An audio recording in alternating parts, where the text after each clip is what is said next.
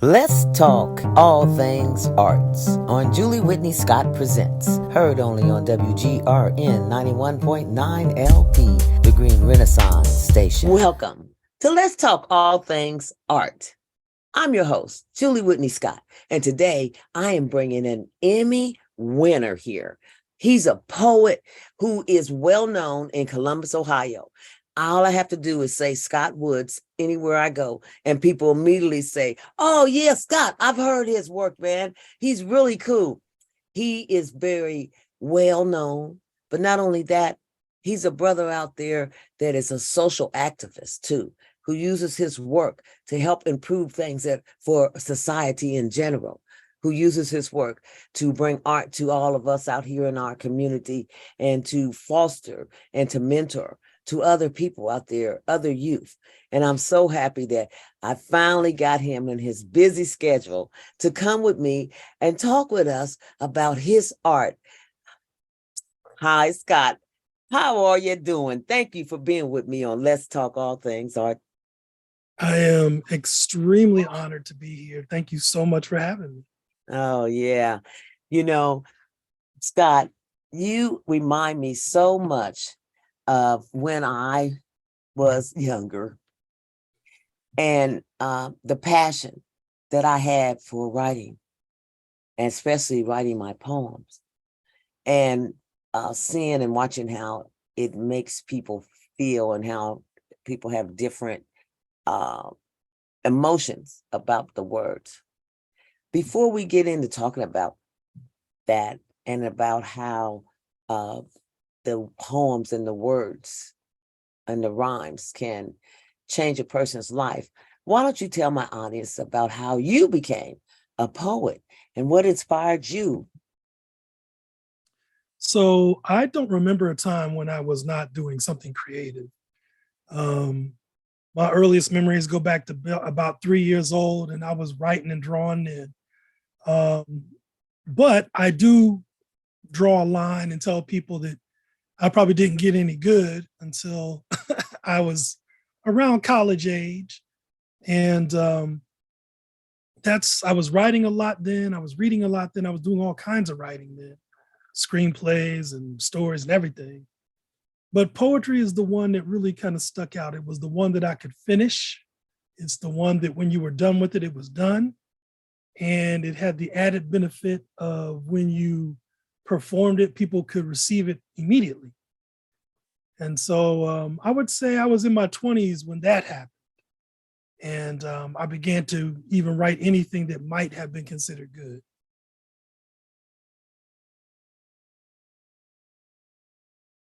That's really right on time what you just said. There are times, like you said, when you write a poem, when it's done, it's done. But let me ask you this. Have you ever written one and thought it was done, but then when you read it again, or it was still kind of nagging on you, like something wasn't right with it? Have you ever gone back and changed or added something to a poem versus the times, like you said, there are sometimes, like I'll write something, it's like God gives me a word, I see something happen, done. Mhm. I look at it 30 years from now, later, it was done. Talk about, and like you said, it's something that you can finish. Mhm. Talk to those out there who, and I liked how you talking about, like, especially since you said you didn't do anything good. I challenge those type of things because I feel like as a writer and a person who teaches people to write, it's like write what you know, just write. And sometimes writing is just for you. So, and that still makes it good. Okay. So so say, even if it's bad. So talk about that process. What made you think that you was, this is not good? And like you said, you were writing a lot of things, because I'm a type of person, I'm still doing a writing a lot of things. But my focus now has been more on my plays of bringing Mhm. those characters actually the living life so people can see the poems and this stuff. Talk about that process for somebody struggling out there right now, like you, to saying like, oh, this is no good, no what. How then did you become to think that your work was good? Well, interestingly enough, I was one of those poets, and there are plenty of them, who thought that what they wrote was good. And then you looked at it later, right? So I am a firm believer in revision. I'm a firm believer in the editing process. I'm a firm believer in reading lots and lots of other things to see how your work fits, in the canon or the legacy or the timeline or, whatever of that. And so um, I'm not one of those people who doesn't think a poem is never done, but I think I might be one of those people who thinks a poem could always be better. And so, which is not to say that, of the poems that I've published, like, that I think that they're the best thing or they're completely, they don't need any edits. I wouldn't go that far, right? But, once it's published, I think I'm kind of good with it, whatever happens to it and however I feel about it. I've got 2 books of poetry. I don't really go back and revisit those poems. I'm too busy working on new ones, right? That is such a good point. Yeah, you give us a good point, but it's helping me. Just want to make me helping to piggyback out there. As a writer, as we're talking about this, one of the things is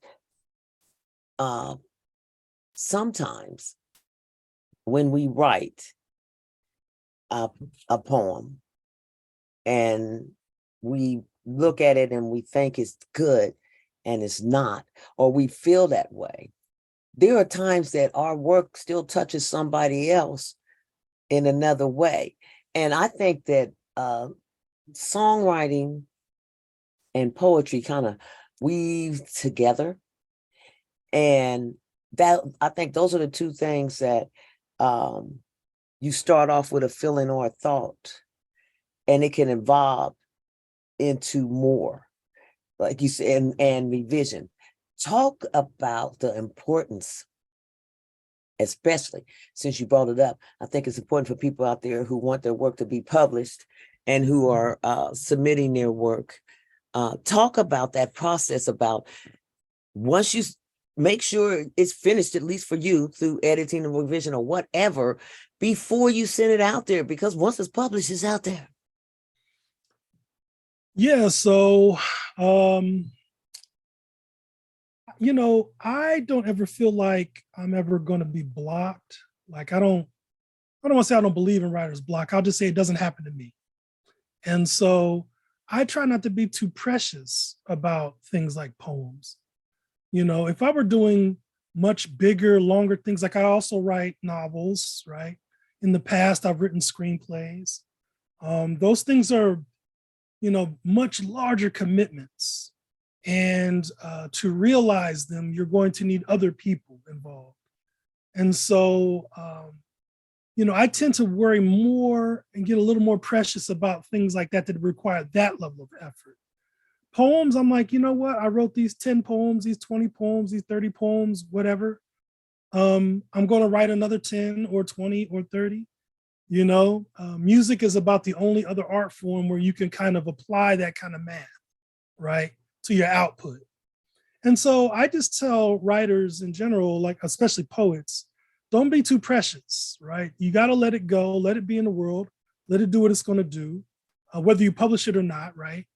And then just keep moving, keep growing, keep reading, keep, if you can, go to open mics, keep performing that work in front of people, and what your poetry has to say to people, what it has to say to you, and let the poem do its work, right? Yeah, that's really good. And that's really good. One of the things about, I'm glad you brought up about the writer's block.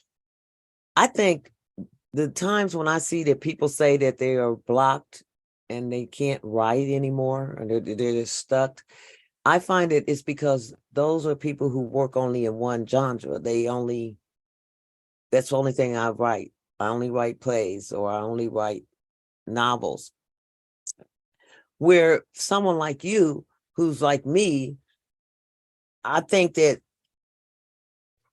the reason I don't think I get writer's block is because if I'm not feeling poetic,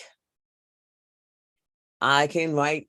I'm writing journalists. I'm doing something on that area. If I'm not feeling like I like writing something in a journalist fashion, which I haven't been doing for a minute because I just haven't been in that space, I don't feel like I'm blocked as a writer because now I'm writing plays and I'm doing this other stuff. Yeah.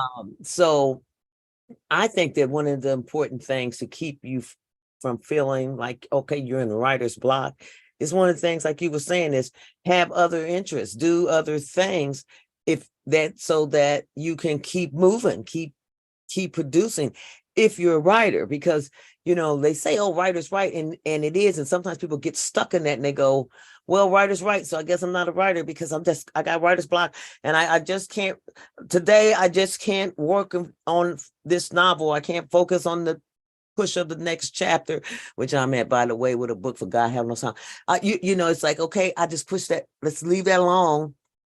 Let's focus I on tell it. people all the time, like if you're blocked, chances are you probably just run out of gas. And so you need new ideas, new words, new stories, new perspectives, which is, all this behind me, that is not a green screen, right?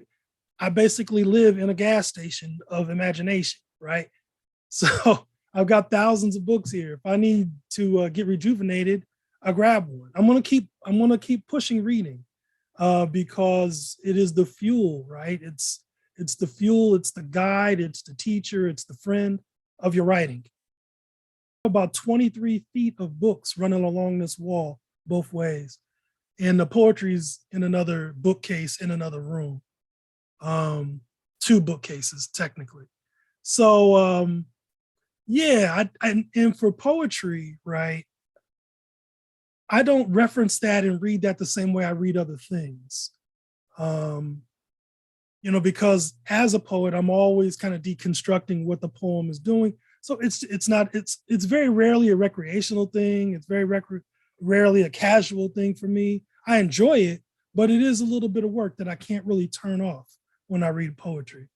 And so I don't need that as handily as I need these books to do the various things that I need them to do. But I do have a few is said books. I don't have nearly as many as I should, but I have a few. Scott, let's talk about the Streetlight Guild that you founded and how it's helping the artists in local Central Ohio. So Streetlight Guild is a nonprofit organization that I created in 2018.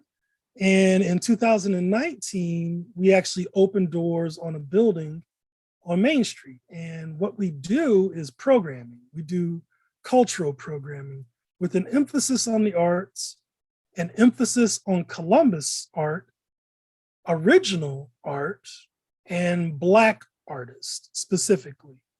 It's not exclusive, but it is predominantly all of those things. And we opened doors in 2019. We survived the pandemic and we are here, very slowly rebuilding our schedule for live events and things like that.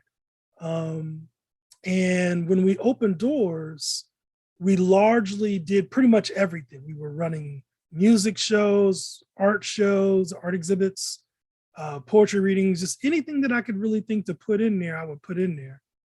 And then the pandemic hit. And so we couldn't do anything for a couple of years, very little, I would say very little. We snuck a couple things in there. And then now we're back up open to about 2 days a week. We were like 4 or 5 days a week. Now we're like 2 days a week and slowly kind of rebuilding things and focusing in certain areas that we weren't focusing as much on before. So for instance, there's less music now, but there's more literary arts, right? So we're running like 3 poetry workshops a month, that kind of thing. And we're still doing the art exhibits. That's a big part of what we do. And occasionally you'll still see some music in there. We kind of sprinkle it. We don't give anything up entirely, but we do throw the resources and the focus around certain things depending on what I think the city needs at that time. I let the community and what the community needs and what I think it needs kind of dictate where that focus is.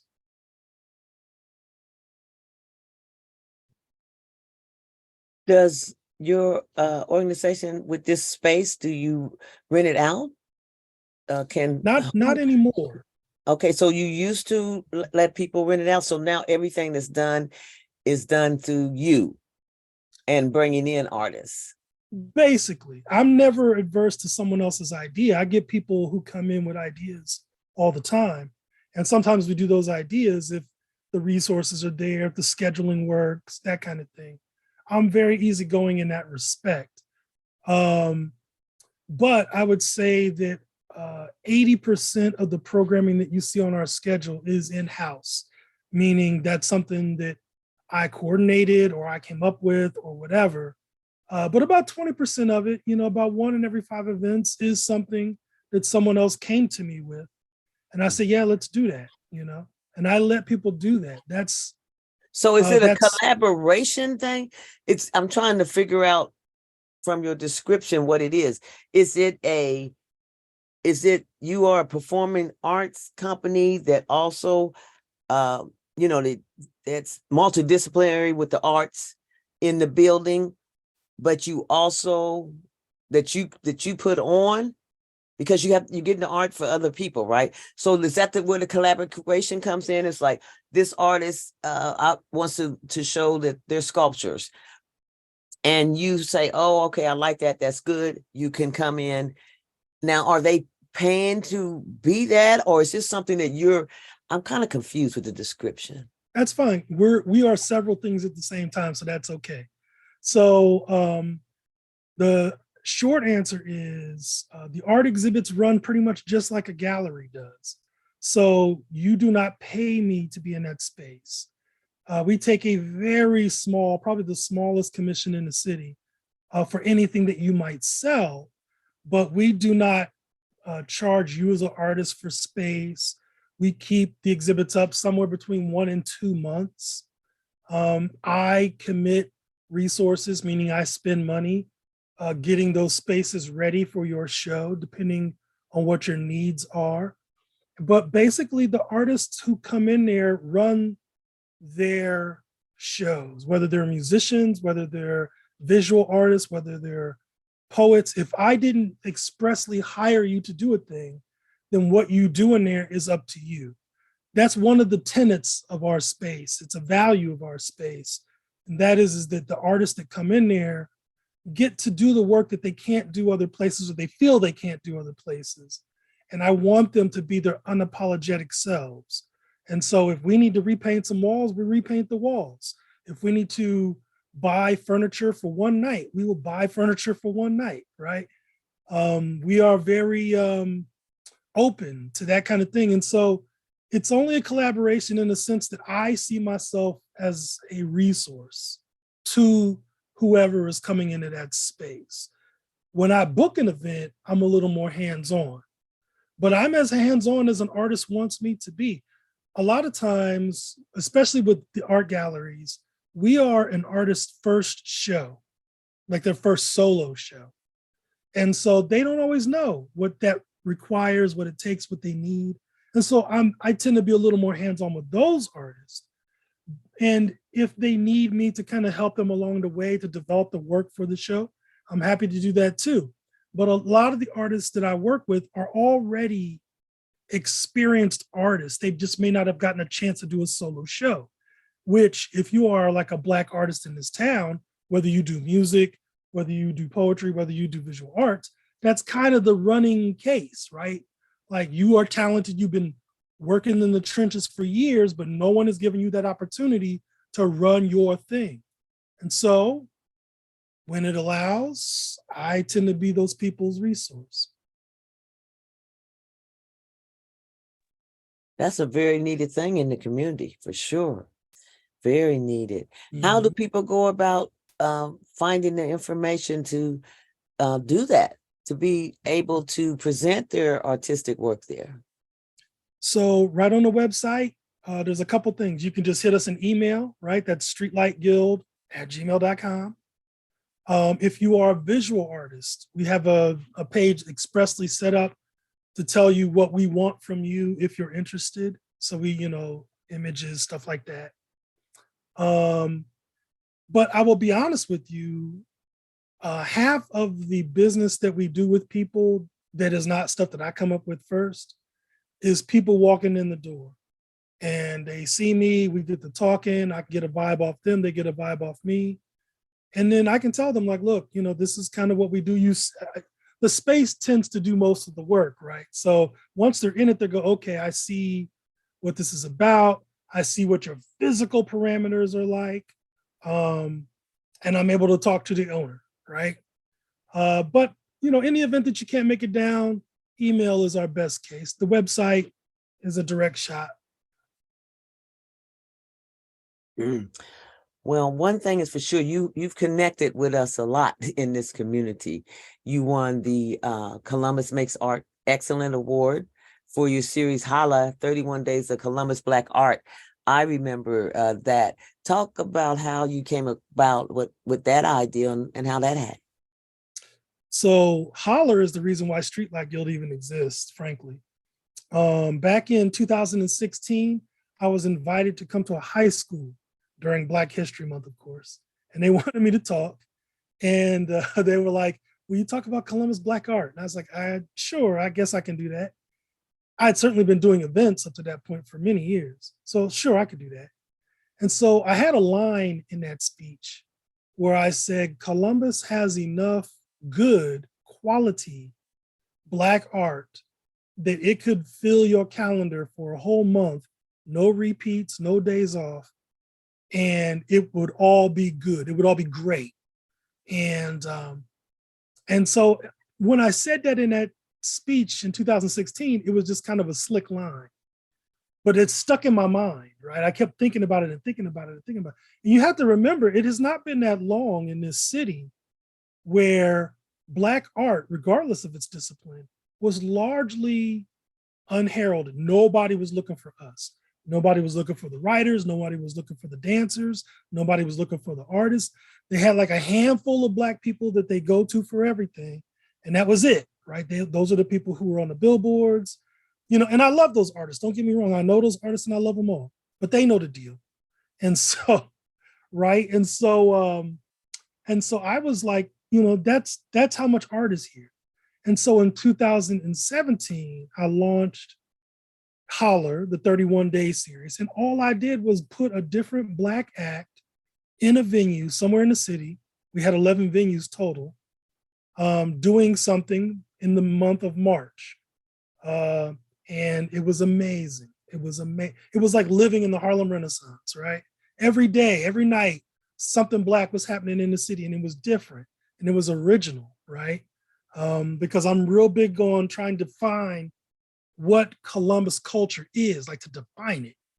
And to define it, you must get in it. You can't just be on Facebook talking about it. You got to build it, as it turns out. And so, so we did that. And doing that event caught the attention of one very meaningful, wonderful investor who rolled up on me like the first week of Holler and was like, this thing is amazing. What would it take for you to do this all the time? And I said, oh, I don't know, man, a venue. And I didn't know this dude was rich. And so he bought a building and gave me the keys. And that's the shortest way I can tell that story, but that's how that happened. And that is God intervening. You know what I'm saying? Intervening and having the right person come, because that is so important. That's so important to have a space, because one of the biggest problems that we have in Central Ohio as a people of color is finding a space, because we don't own the building. Yes. Yes. So for someone, especially in the theater world, if you don't own your own theater space, it is difficult to continue to put productions on a continuous basis. You can't do it because there's no space, and there's no place for you to say, well, I wanted to do dinner theater. I had to stop. You have to stop doing dinner theater because now that spot says you can't no longer do it there. They're doing something. There goes that theater troupe. Mm-hmm. So it's very hard. I know personally for theater companies who are companies but don't own a building to that. So that's such a valuable aspect. It is, and not just in the traditional sense where you just rent a space and you put on your thing, right? When you own space, you are able to build community around your space because they know where to find you. You are a fixture in the community. That's why it's so hard to have our art shown or seen because we don't have the means or the building, the property to do it. And I am really glad that God sent somebody your way that said, hey, I'm going to support you, your art. And actually, if that person is listening, thank you, because you have supported the community at I tell him all the time. At large, you have supported the community. I just think it's a blessing that you were blessed, because in your being blessed, the community is blessed.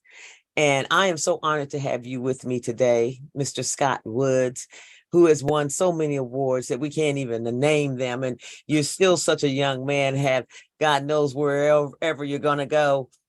But I am really honored to know you and to also be called a poet, as you are, and to know that there is a space here in Central Ohio where artists can go. So before we go, I always like for my guests to give a word of encouragement to someone out there regarding anything that we've discussed today. What kind of word of courage would you give to them?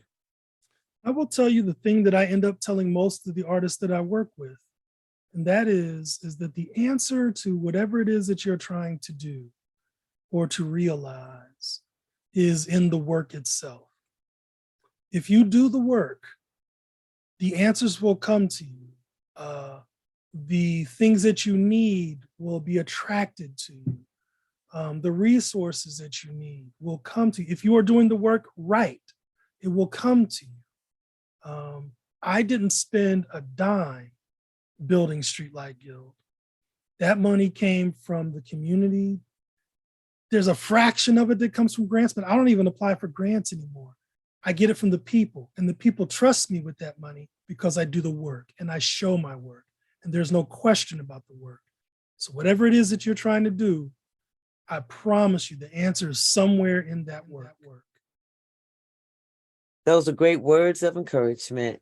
I want to thank you so much for taking your time out to be with me on Let's Talk All Things Art. And I'll see you in the community. Thank you for being with me on Let's Talk All Things Art. This is another Mind for God production sponsored event hosted by me, Julie Whitney Scott.